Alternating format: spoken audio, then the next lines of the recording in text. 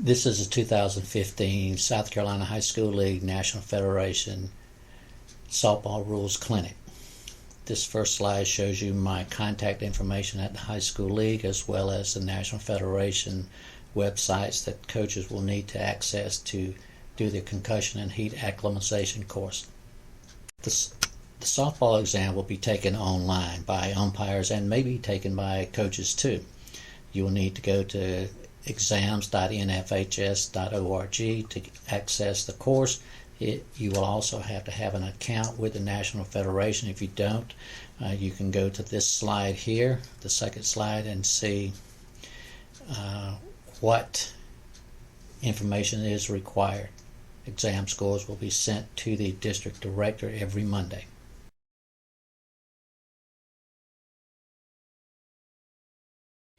All umpires and schools should submit ejection reports. You can find the ejection report under the AD notebook at the South Carolina High School League webpage. You will see this slide there. Submit information on why the coach or the player was ejected and submit it to Skip Lax. If your district director requires a copy of it, please include him or her in the tube before you send it. The National Federation of High School Softball rule changes for 2015. Rule 161, the batting helmet. The batting helmet shall have a non-glare, not mirror-like surface. This slide shows an example of the helmets that are legal or illegal. A glare or mirror-like surface on the batting helmet is illegal due to its distracting nature, which may be dangerous to other players. Rule 171, the catcher's helmet shall have a non-glare, not mirror-like surface. This slide shows an example of the illegal and legal catcher's helmet. Like the batting helmets, a glare or mirror-like surface is illegal and can be dangerous to other players. The National Federation of High School Softball major editorial changes. Rule 161, exterior warning label. The exterior warning label may be affixed or embossed at the time of manufacture. NACSA Standard 166. The phrase meets NACSA standard at the time of manufacture is embossed or stamped on the helmet. Rule 171, the NACSA standard continued. The catcher shall wear a catcher's helmet that meets the NACSA standard at the time of manufacture. Rules 161, 166, and 171. The phrase revised meets NACSA standard at the time of manufacture is to be on the helmets.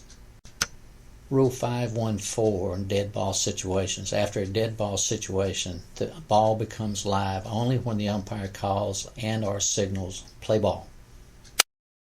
This slide shows that the words gives a beckoning hand signal have been removed from the rule to reflect the current practice of pointing to the pitcher and calling play ball. It also clarifies Rule 8618 as to whether a ball is live or dead should runners leave their bases when the pitcher is inside the pitching circle and with possession of the ball. The National Federation Softball points of emphasis for 2015. Rule 186, electronic devices are defined as any device that accomplishes its purpose electronically. Technology has presented coaches and players with a wide variety of devices that can be used for their improvement. Rule 186 allows for team personnel to utilize technology to transmit or record information pertaining only to their players' or team's performance within their team dugout or bench area. The information obtained from an electronic device may be used for coaching purposes during the game, but only in the team's dugout or bench area. During the game, no electronic devices are allowed on the field or to video record. Rule 3610 allows for stopwatches and electronic scorekeeping devices in the coaching box. Rule 3611 prohibits the use of any information obtained from an electronic device to review a decision made by an umpire. Any video recording solely targeting the actions of the opponent is prohibited. This slide shows electronic devices being used legally and illegally. 186 allows for team personnel to utilize technology to transmit or record information pertaining only to their players or team's performance. Rule 232, definition of interference. Interference is defined by Rule 232 as an act, physical or verbal, by a member of the team at bat who illegally impedes, hinders, or confuses any fielder, or when any runner creates malicious contact with any fielder with or without the ball in or out of the baseline. 232 continue. The National Federation of High School Softball Rules Committee strongly emphasizes that coaches instruct their players on this definition and what actions they should take. As stated, these acts may be physical or verbal and intentional or unintentional. Batters and runners must be taught to be aware of where the ball is and where the opposing team fielders are in relationship to the ball. Other types of interference involves equipment, umpire, and spectator interference. This slide depicts interference. Acts of interference may be physical or verbal, intentional or unintentional. Batters and runners must be taught and be aware where the ball is and where the opposing team fielders are in relationship to the ball. 236. Obstruction. Obstruction is defined by Rule 236 as the act of a defensive team member that hinders or impedes the progress of a batter's attempt to make contact with a pitched ball, or that impedes the progress of any runner or batter runner who is legally running the bases, unless the fielder is in possession of the ball or is making the initial play on a batted ball.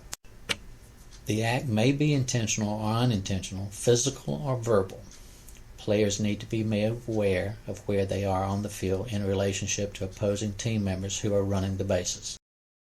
This example of obstruction. Coaches must instruct their players about obstruction so they can not hinder or impede any runner when they are not making a play on the ball or have the ball in their possession. Thank you for attention to the 2015 softball presentation. Have a great season.